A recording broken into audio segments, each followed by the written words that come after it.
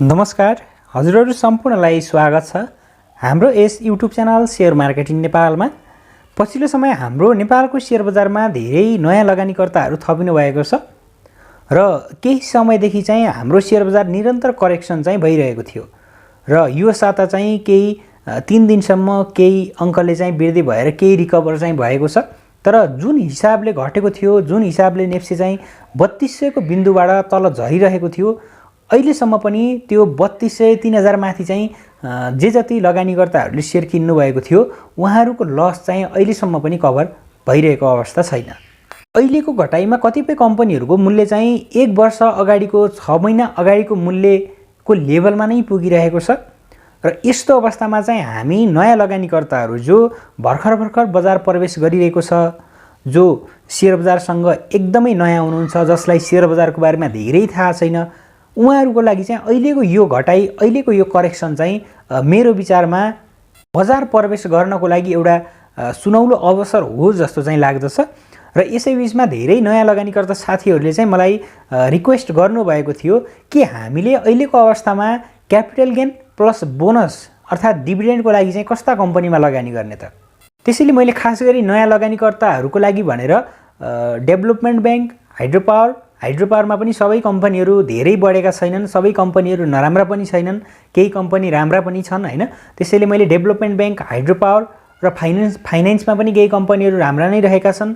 त्यसैगरी life, non life, micro finance र commercial यी इन्डेक्सहरू अथवा यी सेक्टरका कम्पनीहरू जसमा चाहिँ हामीले लगानी गरियो भने कम जोखिम र त्यसैगरी क्यापिटल गेन पनि हुने, यस्तो हिसाबले चाहिँ हामीले कुन कुन कम्पनीहरूमा अहिलेको अवस्थामा चाहिँ लगानी गर्न सकिन्छ त भन्ने विषयमा कुराकानी गर्न जाँदैछु।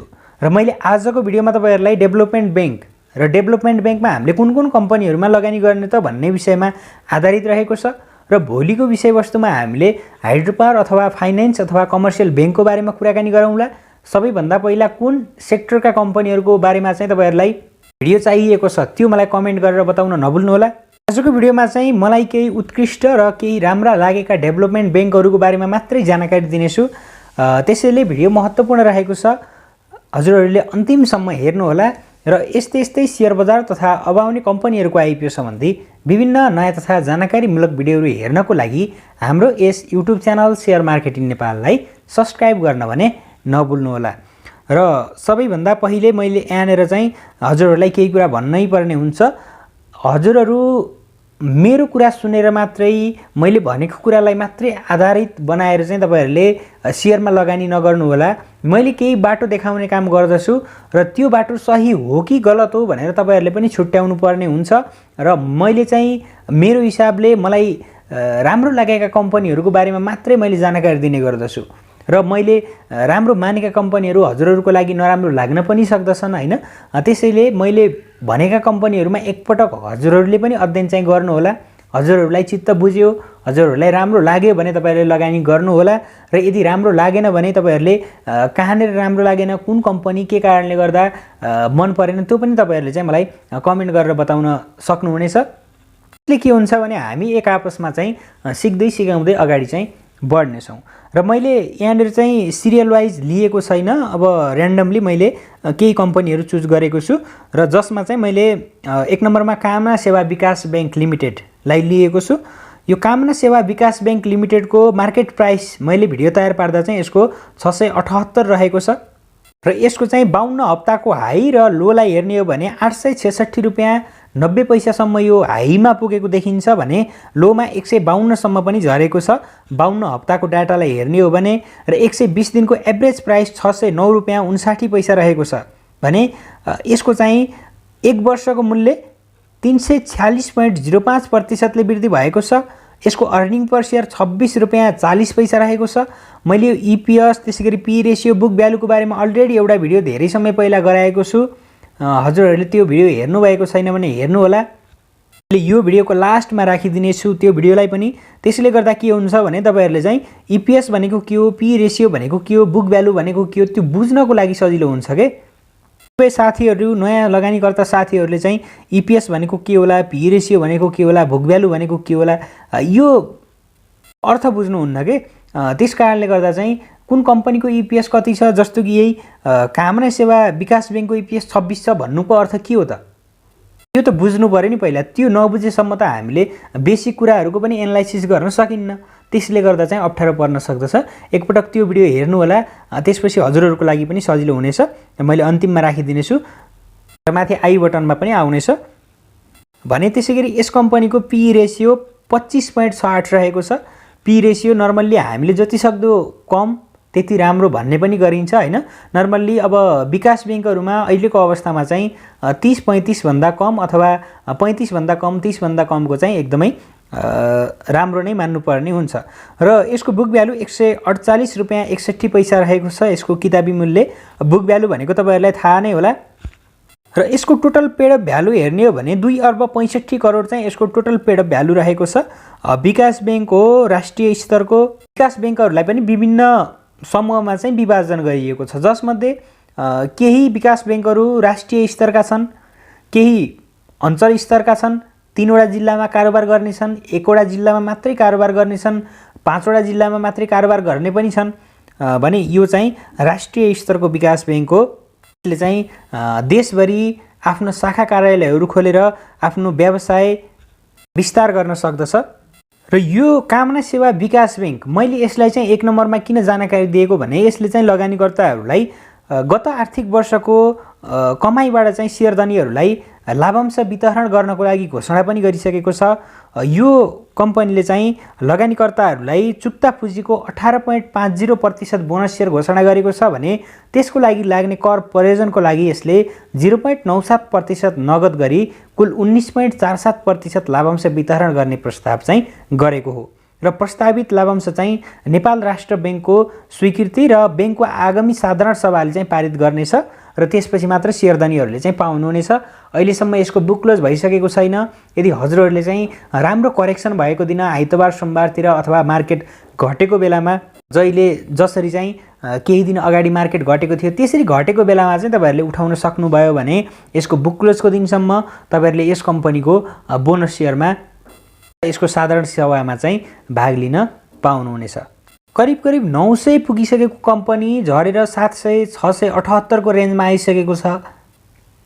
3200 मा भएको मार्केट 2700-2800 मा झर्दा प्रति एक कितामा 200 रुपैयाँले चाहिँ यसको मूल्यमा गिरावट भएको छ भनेपछि यो त हामी लगानीकर्ताहरूको लागि त लगानी गर्ने अवसर पनि हो, किनकि हामीले यो मार्केट पुरा नै लयमा फर्कियो भने क्यापिटल गेन पनि गर्न सकियो। यदि मार्केट फर्किएर केही गरी अझै डाउन हुने सम्भावना भयो भने मुखैमा आएको छ बोनस शेयर लाभांश हैन। त्यसकारणले गर्दा चाहिँ मैले यसलाई पनि 1 नम्बरमा राखेको हुँ। भने त्यसैगरी अर्को नम्बरमा रहेको छ विकास ब्याङ्क। त्यसको नाम चाहिँ लुम्बिनी विकास ब्याङ्क हो र यो लुम्बिनी विकास ब्याङ्कको मार्केट प्राइस 594 रुपैयाँ 40 पैसा रहेको छ मैले भिडियो तयार पार्दासम्म। र यस कम्पनीको 52 विकको हाई लोलाई हेर्ने हो भने 774 रुपैयाँसम्म यसको हाईमा पुगेको देखिन्छ भने लोमा 187 रुपैयाँसम्म झरेको पनि थियो 52 हप्ताको डाटालाई हेर्ने हो भने। र 120 दिनको एभरेज प्राइस 603 रुपैयाँ 43 पैसा रहेको छ। यसको अहिलेको मूल्य 120 दिनको एभरेज प्राइस भन्दा पनि तल आइसकेको छ भने यसको चाहिँ 1 वर्षमा 214.50% ले मूल्य वृद्धि भएको छ। भने यसको अर्निङ पर शेयर अर्थात ईपीएस लाई हेर्ने हो भने 17 रुपैयाँ 76 पैसा चाहिँ यसको अघिल्लो आर्थिक वर्षको चौथो क्वार्टरसम्मको रिपोर्ट अनुसार चाहिँ यति देखिएको छ। यसको पी रेशियो 33.47 रहेको छ भने यसको बुक भ्यालु सबै विकास ब्याङ्कको भन्दा धेरै रहेको छ। यसको 182 रुपैयाँ 20 पैसा चाहिँ यसको बुक भ्यालु रहेको छ। सम्भवतः विकास ब्याङ्कहरुमा सबैभन्दा बढी बुक भ्यालु हुने कम्पनी पनि यही नै हो। र यो विकास ब्याङ्कले अहिलेसम्म लगानीकर्ताहरूलाई वितरण गर्ने लाभांश घोषणा गरिसकेको छैन र त्यसैले अब लगानीकर्ताहरूको रोजाइमा यो कम्पनी पनि हुन सक्दछ। त्यसैगरी विकास ब्याङ्कहरू चाहिँ पुँजी कम हुने, जसको कारण चाहिँ दोस्रो बजारमा सप्लाई कम हुन्छ के। पुँजी कम भएपछि सप्लाई कम भयो, डिमान्ड बढ्छ। त्यसले गर्दा चाहिँ मार्केट अरु कम्पनीहरुको भन्दा यिनीहरुको चाहिँ बढेको छ र लगानीकर्ताहरूको आकर्षण पनि पछिल्लो समय यस्तै कम्पनीहरुमा देखिएको छ। र यसको चाहिँ टोटल पेड अप भ्यालु हेर्ने हो भने 2 अर्ब 90 करोड चाहिँ यसको टोटल पेड अप भ्यालु रहेको छ भने। त्यसैगरी अर्को कम्पनी रहेको छ महालक्ष्मी विकास ब्याङ्क लिमिटेड MLBL। यो एमएलबिएलको मार्केट प्राइस मैले भिडियो तयार पार्दा 590 रुपियाँ रहेको छ। यसको 52 हप्ताको हाई लोलाई हेर्ने हो भने 777 रुपियाँसम्म यसको हाईमा पुगेको पनि छ भने लोमा चाहिँ 200 रुपियाँसम्म तल झरेको पनि रेकर्ड रहेको छ 52 हप्तामा। भने 120 दिनको एभरेज प्राइस 509 रुपियाँ 14 पैसा रहेको छ। त्यसैगरी यसको चाहिँ एक वर्षमा यसको सेयर मूल्य 186.41% ले वृद्धि भएको छ। यसको अर्निङ पर सेयर 21 रुपियाँ 93 पैसा रहेको छ। अघिल्लो आर्थिक वर्षको चौथो क्वार्टरको रिपोर्ट अनुसार नै हो। र पीई रेसियोलाई हेर्ने हो भने यसको 26.90 पीई रेसियो रहेको छ। मैले अघि नै पनि भनिहालेँ, पीई रेसियो सकेसम्म कम भएका कम्पनीहरू चुज गर्ने, इपीएस र बुक भ्यालु चाहिँ सकेसम्म बढी भएका कम्पनीहरू चुज गर्ने। र यसको बुक भ्यालु 164 रुपियाँ 75 पैसा रहेको छ। बुक भ्यालु पनि राम्रै रहेको छ र यसले लगानीकर्ताहरूलाई चाहिँ अहिलेसम्म डिभिडेन्ड घोषणा गरिसकेको छैन, लाभांश घोषणा गरिसकेको छैन। यस कम्पनीले पनि यो आर्थिक वर्षमा लगानीकर्ताहरूलाई राम्रै रिटर्न दिने अपेक्षा चाहिँ गर्न सकिन्छ। र यसको टोटल पेड अप भ्यालु हेर्ने हो भने 3 अर्ब 34 करोड चाहिँ यसको टोटल पेड अप भ्यालु रहेको छ। अन्य जुन हामीले अघिका कम्पनी हेऱ्यौँ तिनीहरूको भन्दा चाहिँ केही बढी रहेको छ यसको पेड अप भ्यालु। यो कम्पनी पनि राष्ट्रिय स्तरको कम्पनी हो, उत्कृष्ट कम्पनी रहेको छ। भने त्यसैगरी अर्को कम्पनी रहेको छ मुक्तिनाथ विकास बैंक अर्थात् एमएनबीबीएल। यो एमएनबीबीएलको मार्केट प्राइस 710 रुपियाँ रहेको छ र यसको चाहिँ 52 हप्ताको हाई 850 सम्म पनि पुगेको छ भने लोमा चाहिँ यो 315 सम्म पनि झरेको थियो। र यसको 120 दिनको एभरेज प्राइस 680 रुपियाँ 18 पैसा रहेको छ भने यो एक वर्षमा 115.81% ले वृद्धि भएको छ यसको मूल्य। भने यसको अर्निङ पर सेयर 23 रुपियाँ 92 पैसा रहेको छ भने यसको पीई रेसियो 29.68 रहेको छ। र बुक भ्यालु महालक्ष्मी विकास बैंक र लुम्बिनी विकास बैंकको भन्दा कम रहेको छ। 141 रुपियाँ 49 पैसा चाहिँ यसको बुक भ्यालु रहेको छ। विकास बैंकहरूमा सबैभन्दा बढी पुँजी हुने कम्पनी पनि यही नै हो। यसको 4 अर्ब 81 करोड भन्दा बढीको चाहिँ पेड अप भ्यालु रहेको छ। र यसको डिभिडेन्ड हिस्ट्रीलाई हेर्ने हो भने विकास बैंकहरूमा सबैभन्दा आकर्षक डिभिडेन्ड घोषणा गरिरहेको छ, आकर्षक लाभांश चाहिँ वितरण गर्दै आइरहेको छ यो कम्पनीले। मेरो विचारमा चाहिँ यो कम्पनी यदि तपाईहरुले लङ टर्मसम्म राख्न चाहेर लगानी गर्दै हुनुहुन्छ भने पनि तपाईहरुको लागि यो कम्पनी बेस्ट हुन सक्दछ। र केही वातावरण चाहिँ अलिकति सहज भइसकेपछि ट्रेडिङको लागि मैले यो कम्पनी किन्छु भन्नुहुन्छ भने तपाईहरुको लागि पनि अहिलेको समयमा यो कम्पनी चाहिँ राम्रो नै होला। किनकि अब यसले लाभांश घोषणा गरिसकेको छैन। अब सम्भवतः केही महिना 2-3 महिनामा धेरै कम्पनीहरूले चाहिँ लाभांश घोषणा गरिसक्नेछन्।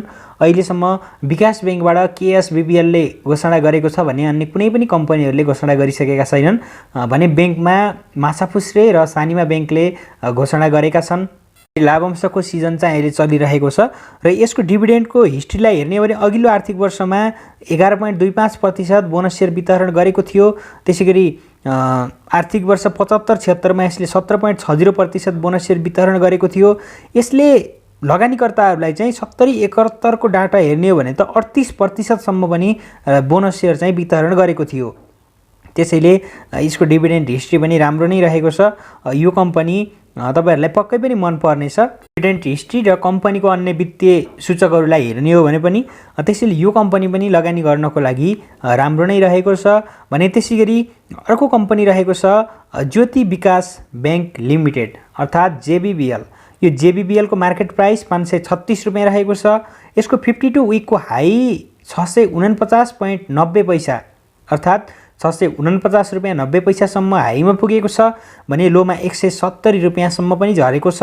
भने 120 दिनको एभरेज प्राइस यसको 494 रुपियाँ 63 पैसा रहेको छ भने यसको चाहिँ एक वर्षमा 201.12% ले मूल्य वृद्धि भएको छ भने यसको अर्निङ पर सेयर 19 रुपियाँ 29 पैसा रहेको छ। र यसको पीई रेसियो 27.79 रहेको छ भने बुक भ्यालु 138 रुपियाँ 54 पैसा रहेको छ। र यसको टोटल पेड अप भ्यालु 3 अर्ब 84 करोड रहेको छ। र यसको डिभिडेन्ड हिस्ट्री हेर्ने हो भने यसको डिभिडेन्ड हिस्ट्री पनि ठिकठाक नै रहेको छ। लगानीकर्ताहरूलाई चाहिँ यसले बढीमा 12.75% सम्म बोनस सेयर वितरण गरेको छ। यो आर्थिक वर्षबाट अथवा यो आर्थिक वर्षमा यस कम्पनीबाट हामीले केही राम्रो लाभांशको चाहिँ आश गर्न सकिने ठाउँ चाहिँ रहेको छ यो कम्पनीमा पनि। भने त्यसैगरी अर्को कम्पनी गरिमा विकास बैंक रहेको छ जीबीबीएल। यो जीबीबीएलको मार्केट प्राइस 603 रुपियाँ रहेको छ। 52 हप्तामा यो कम्पनी 750 रुपियाँसम्म पुगेको छ भने लोमा 242 सम्म झरेको पनि छ। त्यसैगरी यसको 120 दिनको एभरेज प्राइस 568 रुपियाँ 71 पैसा रहेको छ। एक वर्षमा 146.12% बढेको छ। कतिपय विकास ब्याङ्कहरू 300-400% सम्म पनि वृद्धि भएका छन्। यो भर्खर 146.12% मात्रै वृद्धि भएको छ। अरूको तुलनामा विकास ब्याङ्कमा कम वृद्धि भएको हो मेरो विचारमा। भने यसको अर्निङ पर सेयर 22 रुपियाँ 45 पैसा रहेको छ। पी रेसियो पनि यसको 26.8 छ रहेको छ, 30 भन्दा कम नै रहेको छ। बुक भ्यालु 144 रुपियाँ 01 पैसा रहेको छ। बुक भ्यालु पनि ठिकठाक नै रहेको छ र यसले लगानीकर्ताहरूलाई पनि अघिल्लो आर्थिक वर्षमा 13.50% बोनस सेयर वितरण गरेको थियो भने त्योभन्दा अघिल्ला वर्षहरूमा पनि यसले लगानीकर्ताहरूलाई राम्रो रिटर्न चाहिँ दिँदै आइरहेको छ। त्यसैले यो कम्पनी पनि तपाईहरुले चाहिँ ट्रेडिङ अथवा बोनसको लागि टार्गेट गरेर किन्न चाहनुहुन्छ भने राम्रो तथा मजबुत नै देखिएको छ। र यसको टोटल पेड अप भ्यालु 3 अर्ब 67 करोड रहेको छ। मैले विकास ब्याङ्कहरूको बारेमा त पहिल्यै पनि एउटा भिडियो गराइसकेको थिएँ। त्यो भिडियो हेरेर जति पनि साथीहरूले किन्नुभयो उहाँहरूलाई चाहिँ आजको दिनसम्म आइपुग्दा राम्रै प्रफिट भएको पनि होला। त्यसैले यो विकास ब्याङ्क पनि राम्रो नै लागेको छ मलाई। भन्ने त्यसैगरी अर्को कम्पनी रहेको छ Sine Resunga development bank limited अर्थात् साइन।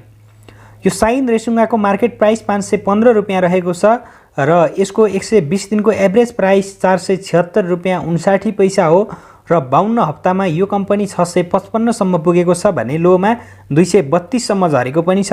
र यस कम्पनीको एक वर्षको बढाइलाई हेर्ने हो भने जम्मा 106% मात्रै वृद्धि भएको छ। धेरै वृद्धि भएको छैन यो। र यसको अर्निङ पर सेयर 15 रुपियाँ 10 पैसा रहेको छ भने यसको पी रेसियो 34.11 रहेको छ। बुक भ्यालु 141.6 रहेको छ। र यो कम्पनीले लगानीकर्ताहरूलाई चाहिँ अघिल्लो आर्थिक वर्षहरूमा डिभिडेन्ड हेर्ने हो भने अघिल्लो आर्थिक वर्षमा 13%, त्यसैगरी 75-76 मा 15%, 74-75 मा 17.70, त्यसैगरी 73-74 मा 25% आकर्षक डिभिडेन्ड यसले चाहिँ लगानीकर्ताहरूलाई दिँदै आइरहेको छ। खास गरी यसले क्याश डिभिडेन्डलाई भन्दा बढी बोनस सेयरलाई जोड दिइरहेको छ र लगानीकर्ताहरूलाई चाहिँ यसले समान हिसाबले चाहिँ लाभांश वितरण गर्दै आइरहेको छ। त्यसैले यो कम्पनी पनि हाम्रो लागि राम्रो लगानी गर्ने योग्य कम्पनी चाहिँ हुन सक्दछ। यसको पेड अप भ्यालु चाहिँ 3 अर्ब 40 करोड रहेको छ। र कतिपय विकास ब्याङ्क जसको पुँजी 50-52 करोड अथवा 60-70 करोड रहेको छ र ती कम्पनीहरूले लगानीकर्ताहरूलाई राम्रो रिटर्न चाहिँ दिएका छैनन् र आगामी वर्षहरूमा पनि राम्रो रिटर्नको आश गर्न नसकिने कम्पनी रहेका छन् भने त्यस्ता कम्पनीमा हामीले लगानी गरेर आफूले धेरै जोखिम लिन भन्दा बरु त्यही विकास ब्याङ्क इन्डेक्सका केही राम्रा कम्पनी जसले विगतमा पनि राम्रो दिए र अबका वर्षहरूमा पनि राम्रो दिन सक्छन् त्यस्ता कम्पनीमा लगानी गर्ने हैन। त्यसैले मैले चाहिँ कम पुँजी भएका र लगानीकर्ताहरूलाई चाहिँ राम्रो डिभिडेन्ड अथवा राम्रो लाभांश वितरण गर्न नसक्ने कम्पनीहरूलाई चाहिँ यसलाई यो सूचीमा चाहिँ लिएको छैन। अलिकति चुक्ता पुँजी बढी भएका, भोलिको दिनमा मार्केट केही गरी घटिहाल्यो भने पनि केही हदसम्म बोनस अथवा डिभिडेन्डले चाहिँ हामीलाई के अरे लस चाहिँ कभर गरोस् भन्ने हिसाबले चाहिँ मैले यी कम्पनीहरूलाई लिएर आएको हुँ। र त्यसैगरी अर्को कम्पनी रहेको छ Shangri-La development bank limited SADBL। यो SADBL को मार्केट प्राइस 465 रुपियाँ 20 पैसा रहेको छ र यसको चाहिँ 52 हप्ताको हाई लोलाई हेर्ने हो भने 595 सम्म यो हाईमा पुगेको पनि छ भने लोमा चाहिँ 149 रुपियाँसम्म झरेको पनि छ। यसको 120 दिनको एभरेज प्राइस 446 रुपियाँ 98 पैसा रहेको छ भने एक वर्षमा यो कम्पनी 204.05% ले वृद्धि भएको छ र यसको अर्निङ पर सेयर 15 रुपियाँ 23 पैसा रहेको छ भने यसको पीई रेसियो 30.54 रहेको छ र यसको बुक भ्यालु 135.81 रहेको छ।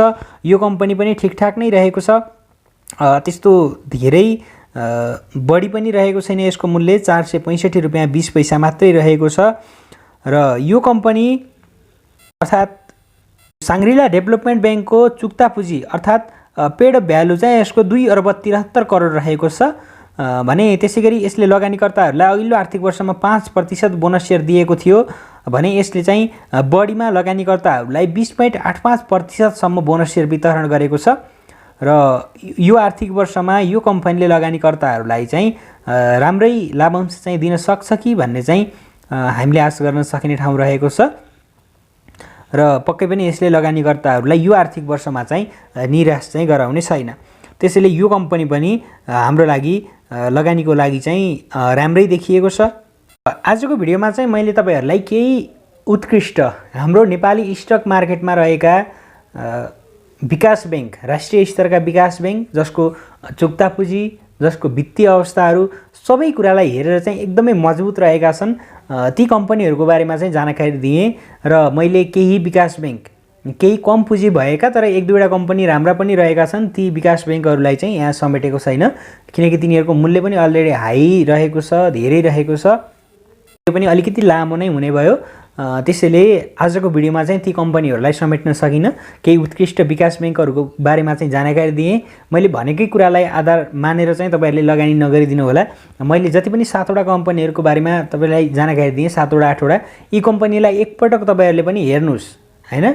हजुरहरूलाई मन पर्यो भने लगानी गर्ने हो। यदि मैले भनेकै आधारमा लगानी गर्नुभयो भने भोलिका दिनहरुमा यदि मार्केट तल गयो, यदि भोलिका दिनहरुमा तपाईहरुलाई चाहिँ लस भयो भने त्यसको जिम्मेवारी म हुने त होइन। हामीले जति सजिलोसँग स्टक मार्केटबाट पैसा कमाउँछौं, शेयर बजारबाट हामीले सजिलैसँग पैसा कमाउन सकिने रहेछ भनेर चाहिँ जुन हिसाबले हामी मार्केटमा प्रवेश गरिन्छ त्यो हिसाबले त्यति सजिलोसँग चाहिँ हामीले शेयर बजारबाट पैसा कमाउन सकिदैन। यहाँ शेयर बजारमा आएर पैसा कमाउने भन्दा यहाँबाट चाहिँ पैसा गुमाएर जाने लगानीकर्ताहरू धेरै हुन्छन्। त्यसकारणले गर्दा चाहिँ हामीले धेरै कुरामा सजग हुनुपर्ने हुन्छ र मैले त लगानीकर्ताहरूलाई चाहिँ बारम्बार भन्दै आएको हो, नयाँ लगानीकर्ता हुनुहुन्छ भने सुरुमै ट्रेडिङ गर्ने होइन। हामीले सुरुमा बैंकहरूको शेयर किनेर आफ्नो लगानीको सुरुवात गर्न सकिन्छ किनकि कम रिस्कको सेक्टर भनेको नै बैंक थियो। मैले धेरैजनालाई भनेको पनि हो त्यो बेलामा। उहाँहरूले के गर्नुभयो, उहाँहरूलाई छोटो समयमा धनी बन्ने सपना भएको, छोटो समयमा धेरै पैसा कमाउने लोभ भयो किनकि मार्केटमा भइदियो पनि त्यस्तै। मार्केट फन्डामेन्टली पनि चलेन, टेक्निकल्ली पनि चलेन। मार्केट के भयो भने टोटल्ली टेक्निकल र फन्डामेन्टललाई इग्नोर गरेर अगाडि बढिदियो। त्यसले गर्दा के भयो, banking index, banking sector, micro finance यी कम्पनीहरूको शेयर मूल्य चाहिँ बढेन र यी कम्पनीहरूको शेयर मूल्य नबढ्ने अरू कम्पनीहरूको शेयर मूल्य चाहिँ दिनहुँ सर्किट लागेर बढिरहेको छ। यसले गर्दा लगानीकर्तालाई के भयो, बेकार बैंकको शेयर किनेर होल्ड गरेर बसेँ, त्यसमा लगानी गरेको भए मैले यति कमाउने रहेछु भन्ने किसिमको त मानसिकता नै त्यतै जान्छ के। नयाँ लगानीकर्ताहरूको सोचाइ नै त्यतैतिर डाइभर्ट भइरहेको हुन्छ। त्यसकारणले गर्दा चाहिँ सबैजनाको आकर्षण हाइड्रो पावर डेभलपमेन्ट र फाइनान्सतिर रह्यो। बिस्तारै त्यति बेला बैंक बेचेर फाइनान्स किन्ने, हाइड्रो पावर किन्ने नयाँ लगानीकर्ताहरूको चाहिँ मैले पुराना लगानीकर्ता, केही अनुभवी लगानीकर्ताको कुरा गरेको होइन, बिल्कुलै नयाँ लगानीकर्ताको मात्रै कुरा गरेको। उहाँहरूलाई चाहिँ अहिले आएर महसुस हुँदैछ कि मैले तिनै कम्पनीहरू किनेर राखेको भए मलाई लस त कमसेकम कम हुने रहेछ। कमसेकम मार्केट घट्यो, कम्पनीको मूल्य घट्यो भने पनि ती कम्पनीहरूले डिभिडेन्ड त दिने रहेछन्। त्यो हिसाबले चाहिँ बिस्तारै सोच्न थाल्नु भएको छ कि जुन हिसाबले हिजो अस्तिको दिनमा जुन हिसाबले चाहिँ बैंकको शेयर मूल्य वृद्धि भयो त्यो वृद्धि हुनुको प्रमुख कारण भनेको पनि त्यही नै हो। हुन त अब हामीले पनि तपाईहरुलाई जे जति कुरा भनिन्छ, जे जति कुरा चाहिँ मैले अबदेखि यस्तो गर्दिनँ, यो गल्ती गर्दिनँ भनेर जतिसुकै सोचे पनि आफ्नो इमोसनलाई चाहिँ त्यो बेलामा मार्केट चलिरहेको बेलामा चाहिँ हामीले आफ्नो इमोसनलाई चाहिँ कन्ट्रोल गर्न सकिँदैन। कतिपय अवस्थामा कस्तो हुन्छ भने मार्केट एकदमै धेरैले घटिरहेको हुन्छ, त्यो बेलामा चाहिँ हामीले तत्कालै डिसिजन लिनुपर्ने हुन्छ कि। त्यो बेलामा त न केही समय लगाएर टेक्निकल एनालाइसिस हेर्न सकिन्छ, न कम्पनीको फन्डामेन्टल, कम्पनीको पर्फर्मेन्स कस्तो रहेको छ त्यो हेर्न सकिन्छ। त्यो बेलामा एकदमै हतारले डिसिजन लिनुपर्ने बेला पनि हुन्छ कहिलेकाहीँ। त्यस्तो बेलामा चाहिँ हामी कहिलेकाहीँ नराम्रो कम्पनीहरूमा पनि परिएको हुन्छ र त्यसैले अब सबै कुराहरू, सबै इमोसनहरू कन्ट्रोल गरेर लगानी गर्न सकिन्छ भन्ने त होइन। सकेसम्म लगानी गर्नको लागि चाहिँ हतार नगर्ने मेरो थ्योरी चाहिँ जहिले पनि के हो भने घटेको दिनै किन्ने, बढेको दिनै बेचिदिने। यदि ट्रेडिङ गर्न किनेको कम्पनी हो भने म्याक्सिमम मैले चाहिँ 15% को टार्गेट राखिरहेको हुन्छु। इनकेस कुनै केसहरूमा के हुन्छ भने थोरै प्रफिटको लागि टार्गेट गरेर किनिएको हुन्छ। भोलिका दिनहरूमा चाहिँ अब त्यो कम्पनी एकदमै निरन्तर बढ्दै गयो, त्यसलाई चाहिँ बेच्नै मन लागेन, अब त्यो विभिन्न यथावत कुराहरू इनकेस त्यो रेयर मात्रै हुने गर्दछ, एकदमै कम हुने। त्यो केस बाहेक अन्य सिचुएसन, अन्य कन्डिसनमा चाहिँ मैले प्रायः जसो 10% 15% आएपछि चाहिँ मैले फालिदिने गर्छु। किनकि आफ्नो एउटा सीमित र आफ्नो लक्ष्य राख्नुपर्छ कि ट्रेडिङ गर्ने ट्रेडरहरूले। मैले यति % पुगेपछि मैले बेच्छु अथवा मैले घाटा खाने हो भने कतिसम्मको घाटा खाने त? योभन्दा बढी घाटा खान सक्दिनँ, मलाई योभन्दा बढी घाटा क्षमताले भ्याउन सक्दिनँ भन्ने किसिमको लाग्यो भने हामीले स्टप लस गर्ने। केही 2-4 हजार घाटामा खाएर पनि बेच्नुपर्ने कन्डिसन आउँछ कहिलेकाहीँ। 10-12 हजार घाटा खानुभन्दा त बरु 5 हजार घाटा खाएर पहिले नै फालेको राम्रो भयो हैन। त्यस कारणले गर्दा चाहिँ अब सबै कुरामा हामीले राम्रोसँग बुझेर सोचेर मात्रै लगानी गर्नुपर्ने हुन्छ। र एउटा चाहिँ लगानीकर्ताहरूको माइन्डसेट चाहिँ के हुनुपर्छ भने ट्रेडिङ गर्ने हो कि इन्भेस्टमेन्ट? अब मेरो विचारमा अहिलेको समयमा इन्भेस्टमेन्ट गर्ने समय हो जस्तो चाहिँ मलाई लाग्दैन। बैंकिङ र माइक्रो फाइनान्स कम्पनीहरू केहीलाई बाँकी राखेर अन्य कम्पनीहरू चाहिँ त्यस्तो इन्भेस्टमेन्टको लागि चाहिँ अहिलेको समयमा बेस्ट छन् जस्तो चाहिँ मलाई लाग्दैन। र हामीले गर्ने अहिले चाहिँ ट्रेडिङ नै हो र ट्रेडिङको लागि अझै पनि राम्रो वातावरण चाहिँ अझै पनि मिलिसकेको छैन। हामीले थोरै थोरै गरेर किन्न सकिन्छ, एकैपटक धेरै चाहिँ नकिन्ने। यसरी चाहिँ आज डेभलपमेन्ट ब्याङ्क र हाइड्रो पावर ब्याङ्कहरूको बारेमा किन जानकारी दिन लागेको हो भने कमसेकम ट्रेडिङ नै गरे पनि हामीले फन्डामेन्टली स्ट्रङ कम्पनीमा ट्रेडिङ गऱ्यौँ भने त, र यदि भोलिको दिनहरूमा स्टप लस गर्नै नसकिने कन्डिसन आयो, मैले घाटामा सेयर बेच्नै चाहदिनँ भन्ने किसिमको सोचाइ आयो भने कमसेकम यी कम्पनीहरूले डिभिडेन्ड दिन्छन्। वार्षिक हामीले 10% अथवा 10-12%, 12-15%, 20%सम्म हामीले रिटर्न पायौँ भने त कमसेकम केही हदसम्म यी कम्पनीहरूको मूल्य घटे पनि हामीलाई त्यो डिभिडेन्डले त कभर गर्यो नि। त्यस कारणले गर्दा चाहिँ सकेसम्म फन्डामेन्टल्ली स्ट्रङ कम्पनीहरूमा चाहिँ ट्रेडिङ गर्दा रिस्क कम हुन्छ र प्रफिटको सम्भावना धेरै हुन्छ। र आजको लागि यति नै थियो। भिडियो हजुरहरूले अन्तिमसम्म हेरिदिनु भयो, त्यसको लागि धेरै धेरै धन्यवाद। आगामी भिडियोमा हाम्रो भेट हुने नै छ, त्यसको लागि प्रतीक्षा गर्नुहोला।